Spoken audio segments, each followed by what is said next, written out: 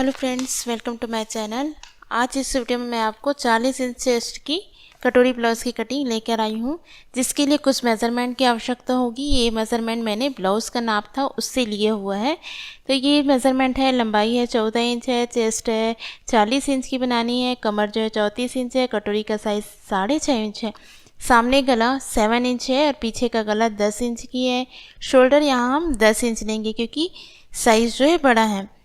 आस्तीन 4 इंच है, मोरी 7 इंच है। तो इस मेज़रमेंट के अकॉर्डिंग हम आज ब्लाउज़ की कटिंग करेंगे।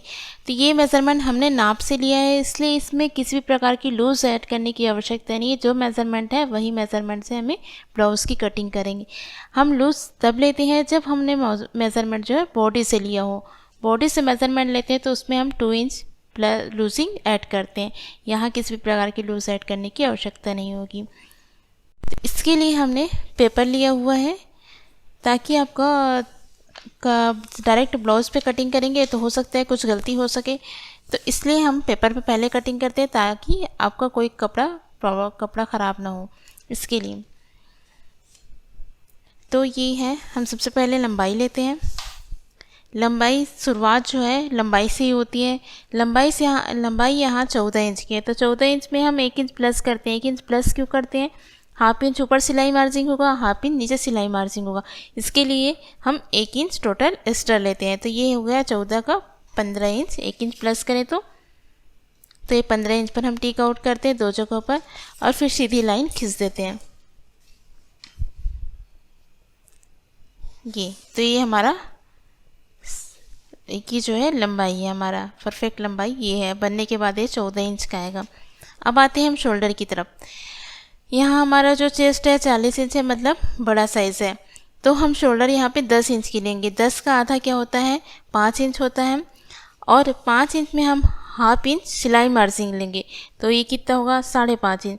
5.5 इंच पर यहाँ टिक करेंगे, और जो भी शोल्डर लेंगे, इसका आर्म होल निकालने के लिए क्या करेंगे? शोल्डर जो भी लेंगे उसमें हाफ इंच प्लस करेंगे तो इसका आर्म होल निकलता है। तो ये 5.5 में अगर हाफ इंच हम प्लस करते हैं तो ये 6 इंच होता है।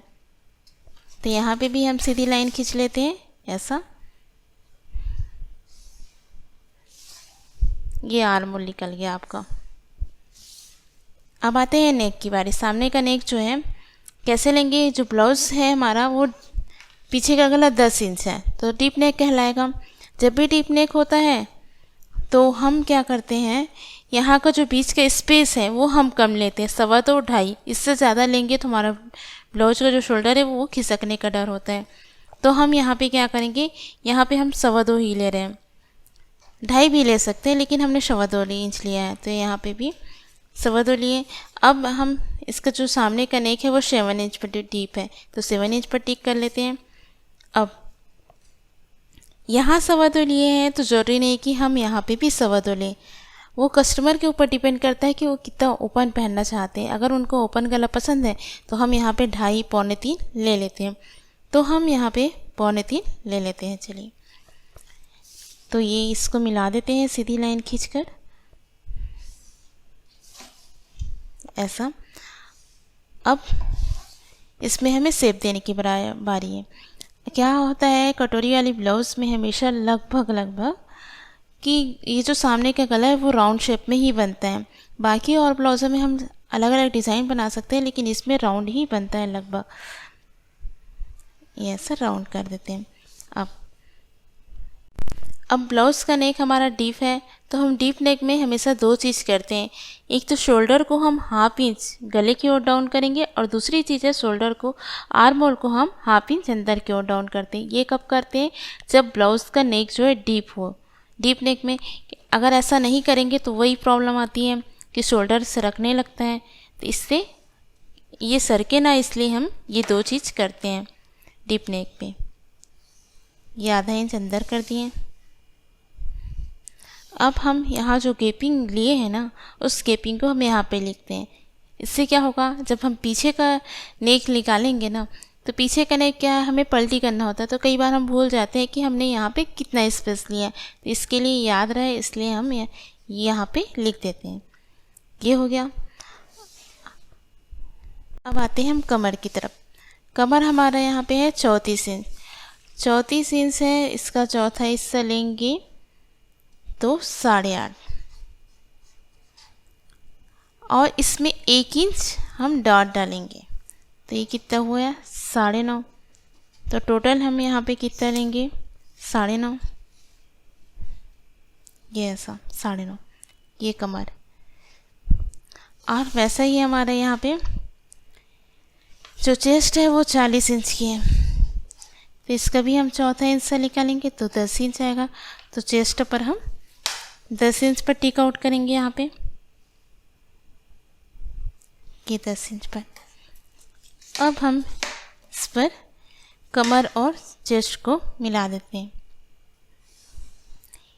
यहीं पर हमारा सिलाई फाइनल वाला रहेगा। अब देते हैं हम मार्जिन की बारी।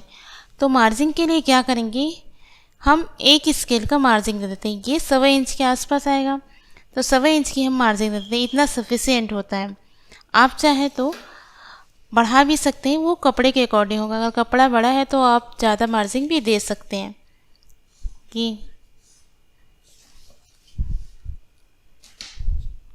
अब आते हैं आर्म होल देने के लिए। आर्म होल क्या होता है, सामने का जो आर्म होल है वो हम 1 इंच पर लेते हैं और पीछे का आर्म होल हम 1.5 इंच पर लेते हैं। कि अब इस आर्म होल के जो हमने टिक लगाया वो चेस्ट से मिलाएंगे। जो अंदर वाले लाइन से हम पहले वाले आर्म होल को लगाएंगे सामने का, और ये वाली लाइन से हम ये पीछे का आर्म होल ऐसा मिला देते हैं। ये हुआ आपका आर्म होल। अब आते हैं हम बेल्ट साइज़ निकालने के लिए। बेल्ट साइज़ 2 चीज़ों पर डिपेंड करती है, चेस्ट पर भी डिपेंड करती है और दूसरा लंबाई पर भी डिपेंड करती है। हम क्या करते हैं, जैसे लंबाई यहाँ पे 14 इंच, टोटल 15 इंच लिए हमने, तो हम यहाँ पे 3.5 इंच का बेल्ट साइज़ देते हैं इधर, और 3.5 इंच में ½ इंच कम करके हम इधर देते हैं, ये 3 इंच पर, और इसको हम सीधा मिला देते हैं। अब आते हैं कटोरी निकालने के लिए। तो कटोरी है हमारा यहाँ पे 6.5 इंच की, तो 6.5 इंच पर यहाँ पे टिक आउट करेंगे ये, और इसका डॉट पॉइंट निकालेंगे। 6.5 इंच का हाफ कितना होगा 3.25 इंच। 3.25 इंच पर यहाँ डॉट लगाएंगे, और डॉट को 1 इंच ऊपर की ओर लगाना है, तो हम सीधा यहाँ पे और इससे स्केल की मदद से यहाँ मिला देते हैं। अब यहाँ पे हमने 6.5 लिया है, तो थोड़ा एक जगह ऊपर में भी हम 6.5 लेकर मिला देते हैं ऐसा। अब ये जो आर्म होल है, सामने की आर्म होल और कटोरी, इन दोनों का बीच का स्पेस जो है 2 इंच होना चाहिए। तो यहाँ से हम 2 इंच नापेंगे ये। अब इस कटोरी को हम ये गले के जो शेप, राउंड शेप दिए हमने, वहाँ से मिला देते हैं ऐसा। अब इसे हम शेप बना देते हैं कटोरी का ऐसा। बेल्ट को भी हमने जैसा बेल्ट का रहता है वैसा ही हम थोड़ा सा ऊपर ले लेते हैं ऐसा। ये जो बेल्ट ऐसा रहेगी ना, कटिंग में मैंने ऐसा करेंगे। अब इसे हम कटिंग करके अलग कर लेंगे। तो आइए इसे हम कटिंग करके अलग कर लेते हैं। तो यहाँ से हम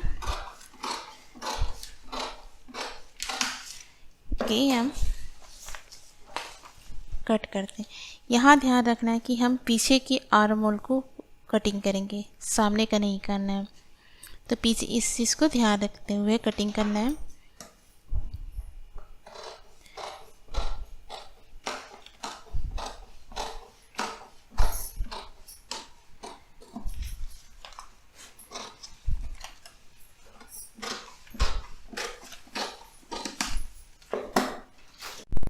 अब यहाँ पे हम, यहाँ क्या होता है कि ये जो शोल्डर है ना, ये जो हमने आर्म होल लिया हुआ है, इस पर हम थोड़ा डाउन करते हुए इसको कटिंग करते हैं, तो इससे फिटिंग बहुत अच्छा बैठता है ये ऐसा। और ये हमारा फाइनल सिलाई होगा, यहाँ पे आएगा। तो हम यहाँ पे कट लगा लेते हैं ताकि आपको और नापने की ज़रूरत नहीं होगी। अब इसको भी हमने निकाल देते हैं यहाँ से कटिंग करके, और यहाँ पे भी हम गले का जो नेक है बीच का, उस पर भी कटिंग कर लेते हैं। तो इस प्रकार से आपका सामने और पीछे का पोर्शन अलग अलग होगी। ये पीछे पार्ट्स है, ये सामने का। इसको हम कट करके अलग अलग कर लेते हैं। अगर ड्राइंग में मिस्टेक हो तो हम कटिंग के समय उस मिस्टेक को सुधारते हुए कटिंग करेंगे। इस प्रकार से हम बेल्ट को अलग कर देते हैं। नेक निकाल देते हैं यहाँ से।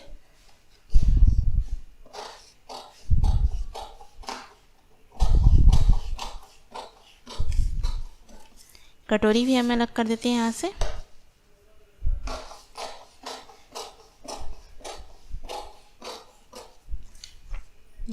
अब इस आर्म होल को हम सामने वाले आर्म होल को कट करते हैं।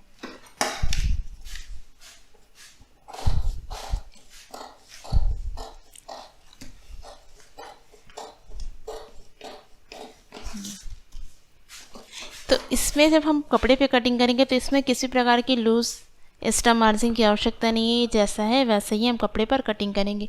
दूसरी चीज़ क्या होती है, ये जो है क्रॉस पट्टी, हम जब क्रॉस पट्टी बस इसमें बस आपको एक्स्ट्रा देना है। जब क्रॉस पट्टी पर हम रखेंगे, कपड़े पे कटिंग करेंगे, तो इसको जो 1.25 इंच हम एक्स्ट्रा लेंगे।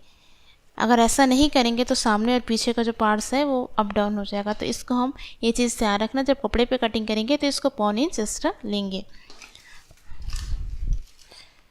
अब हम कटोरी की कटिंग करेंगे। कटोरी के लिए हम अलग से पेपर लेंगे। यहाँ पे सबसे पहले हम कटोरी में क्या करेंगे, जैसे हमने कटोरी वेस्टेड कटोरी जो हमारा कटा है उसको हम ड्राइंग कर लेते हैं। जैसा है वैसे ही हम ड्राइंग करते हैं। ये ऐसा हम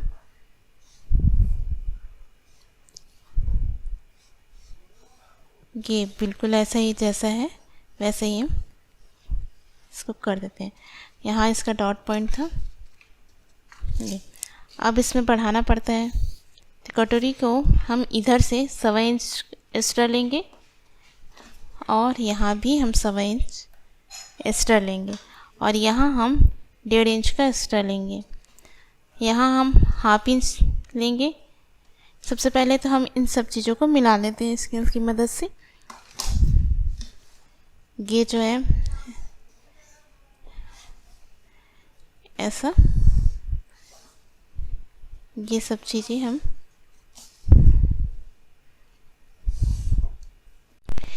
तो ये सारे टिक मार्क को हम मिला देते हैं स्केल की मदद से। यहाँ पे भी हम 1/2 इंच सिलाई मार्जिन के लिए लेंगे। इन सभी निशानों को हम मिला देते हैं। इधर हम हाथ से ही मिला लेते हैं, ऐसा बराबर देते हुए। ये यहाँ हम ये डॉट पॉइंट लगाए थे, ये इस पर हम 1 इंच ऊपर की ओर था, तो ये टोटल 1 इंच हमने ऊपर में लगाया था डॉट पॉइंट, तो ये टोटल 2.5 इंच होता है। नीचे 1.5 इंच बढ़ा तो अब इससे हम सीधा मिला देते हैं ऐसा। ये कटोरी का डॉट पॉइंट हुआ। इसे हम कटिंग करके अलग कर लेते हैं।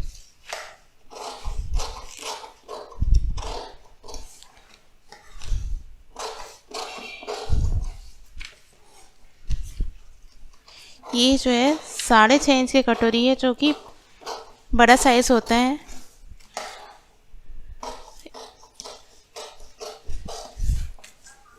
तो प्लीज़ वीडियो को लास्ट तक देखिएगा, किसी भी प्रकार की कोई मिस्टेक नहीं होनी चाहिए इसमें। तो अब इसे हम इस डॉट पॉइंट जो है, ये डॉट पॉइंट हमारा मेन नहीं है अभी। ये जो है हमने जो सेंटर बनाया हुआ, इसको हम ऐसा फोल्ड ऐसा मोड़ते हैं, ये हमारा मेन है। ये जो हमने जो सेंटर बनाया हुआ, तो इसमें क्या होता है, ये जो राउंड वाला हिस्सा है वही हम ऊपर की ओर लेते हैं। तो इसमें जो 1.25 इंच ये जो बचता है 1.25 इंच, वो किसके लिए हुआ, हम इसी में ही कांच बटन पट्टी बनाएंगे ना, ये इसके लिए इतना ही दबता है। तो ये हो गया। अब यहाँ से हम इसको हम 1/2 इंच, इधर भी सिलाई मार्जिन की आवश्यकता होगी ना, तो इधर से भी हम 1/2 इंच छोड़ते हैं। यहाँ पे ये 1/2 इंच यहाँ पे सिलाई मार्जिन के लिए इधर भी। इसके छोड़ने के बाद हम 6.5 का जो आधा लेते हैं वो 3.25, ये 3.25 हुआ, ये 3.25। अब ये जो बीच का हिस्सा बचता है वही इसका डॉट पॉइंट होगा। ये 2.5 इंच पर हमने यहाँ पे कर देते हैं। अब ये दोनों को ऐसा हम फोल्ड कर देते हैं। ये फोल्ड करने के बाद जो ये आता है, ये यहाँ पे सेंटर आया ना इसका 2.5 इंच पर, ये है 6.5 इंच की कटोरी ऐसा आएगी। तो हम इस फोल्ड को फोल्ड किए हमने यहाँ पे, तो यहाँ पे हम कट कर लेते हैं और यहाँ पे भी जो हमने डॉट पॉइंट डाला है वहाँ पे भी हम कट कर लेते हैं।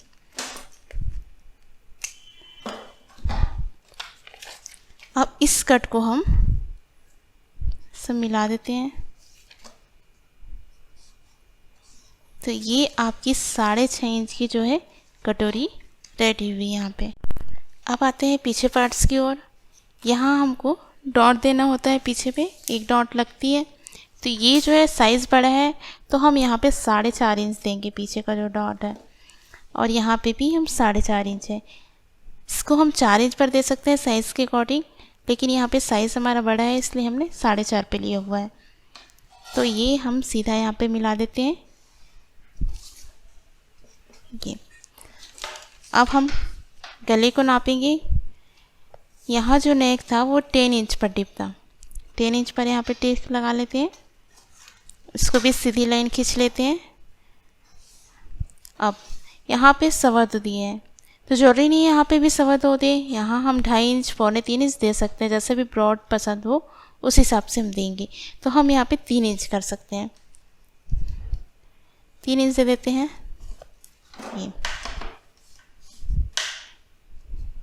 इस कट से हम इसको मिला देते हैं। ये पीछे नेक यहाँ तक इसके अंदर हमको रेडी करना है। तो अब आपको पीछे का नेक क्या है, आप चाहे तो जैसे भी शेप देना चाहे वैसे दे सकते हैं। अगर आपको जैसे अस्तर वाला ब्लाउज बनाते हैं, आप पाइपिंग नहीं बनाना चाहते तो आप पलटी करेंगे, तो ये जो कट किया है हमने उसके इस पार एक सूत हम छोड़ के आगे की ओर यहाँ से हम गले का शेप बनाएंगे। तो पलटी होने के बाद इस कट में चला जाएगा। तो हम यहाँ पे हम पाइपिंग बनाते हैं और हम इस शेप को मटका गला बनाते हैं। तो मटका गला कैसे रहेगा, मटका गला ऐसा रहेगा। हम इसके अंदर भी ला सकते हैं, लेकिन इसके बाहर लाने से ये मटका गला उभर के दिखेगा। तो ये हमने मटका गला बनाया हुआ है। अब इसे हम कट करके अलग कर लेते हैं। ये हम निकाल देते हैं यहाँ से, मटका गला का जैसा शेप है।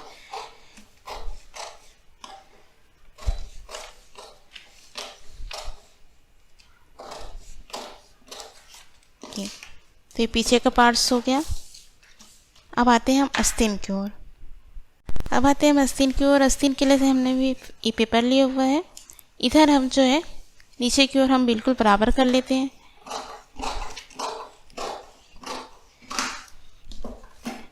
ऐसा हमने बराबर कर लिया है। अब अस्तर वाला ब्लाउज बनाएंगे तो हम यहाँ पे आधा इंच पर एक लाइन खींचते हैं, क्योंकि अस्तर वाला ब्लाउज़ क्या होता है कि हम उसे पलटी करके बनाते हैं। अगर आप यहीं पे कॉटन ब्लाउज़ लेंगे तो आपको यहाँ पे 1.25 इंच एक्स्ट्रा मार्जिन देना होगा, क्योंकि उसमें तुरपाई होता है। तो हमने ऐसा किया हुआ है। तो हम इधर से रखते हैं, यहाँ से ये जो है पैक वाला हिस्सा हम अपनी ओर रखते हैं, और आधा इंच का यहाँ पे हम मार्जिन लेते हैं। अस्तर वाला ब्लाउज़ है इसलिए। अगर यहीं पे हम अस्तर वाला ब्लाउज़ की जगह में कॉटन ब्लाउज़ होता तो हम यहाँ पे 1.25 इंच का एक्स्ट्रा मार्जिन लेते हैं। तो अब आते हैं हम,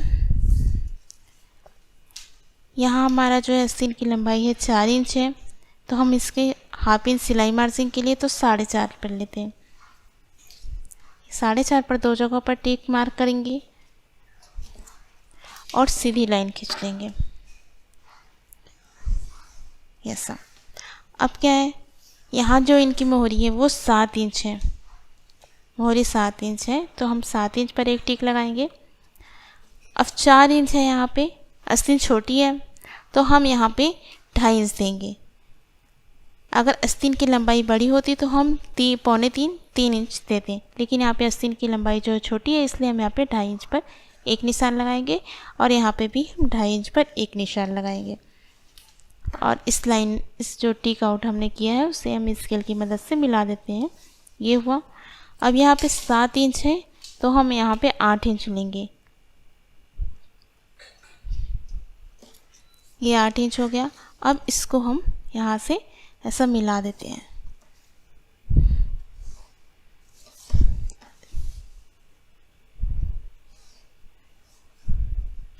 ये मार्जिंग लेंगे आस्तीन में, जैसे हमने बाकी सब चीज़ों में मार्जिंग लिए वैसे ही हम आस्तीन पर भी मार्जिंग लेते हैं। अब इसे हम कट कर लेते हैं। ये हम कट करके निकाल देते हैं।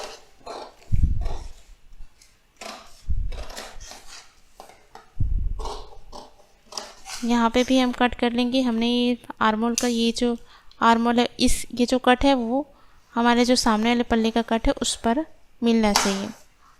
ये हुआ।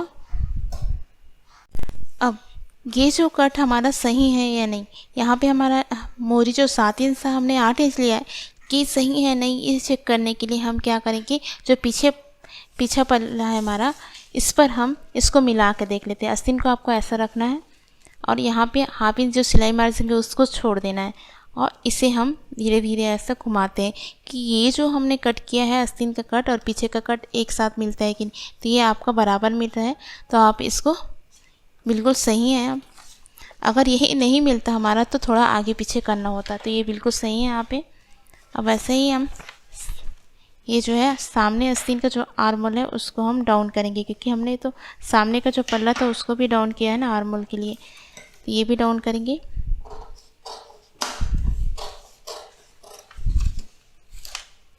ये ऐसा निकाल देते हैं। तो आस्तीन भी रेडी हुई। अब ये पीछे पल्ला हुआ हमारा, इसमें किसी प्रकार की लूज ऐड करने की आवश्यकता नहीं है। ये जैसा है वैसे ही हम कपड़े पर कटिंग करेंगे।